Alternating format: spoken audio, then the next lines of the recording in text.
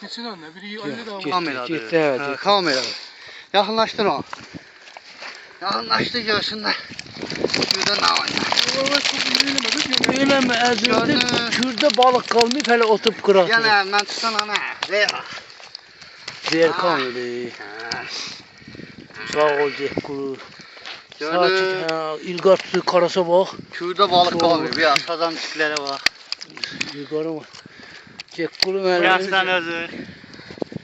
Kürü de geçten oradan gösteriyor. Yani ki bu kürden takmış. Yakına geç kürü göster. Havada da kür değil buradan. Ve uzaklaştır. Yak maşinimiz yok. Bax bu kürdür, əlbət çəkirəm ki, heç kim görməsin. Heç kim görməsin. Nerede? Maşinimiz var. Vay. Hava hele o torbalarda balık. Yak bırak. Yakınlaştır.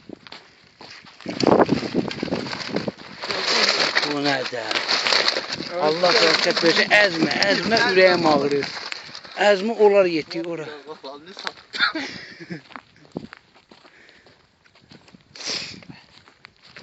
Ana kürü götdün ha.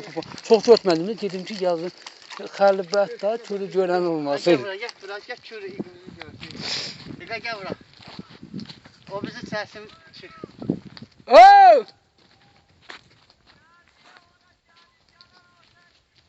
Yaxşı. Ha gel biz balığı görürler değil de gel. Gel indi Görsün ha. balıklar yanına getir.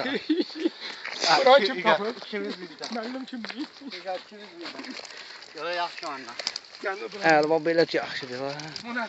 Bu nədir? Yakınlaş, yakınlaş. Hadi hadi Ceyhundur. Ceyhun müəllim gedir İlqar. İlqar müəllim təpə qaldır. Reykan Ha ya. təhti. Ha çıxartma. Xərab olacaq. Bu sazanda çıkıyor. Olmaz satmışam böyle. Ay kim çıxardıb hamı yaxşı balıq. Hala qaqanı çəkir.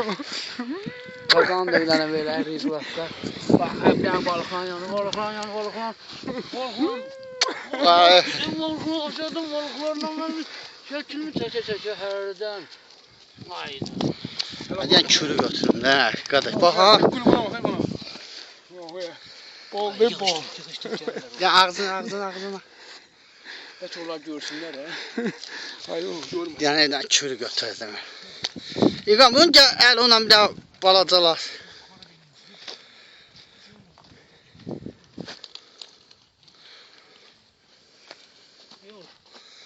Yaxşıdır.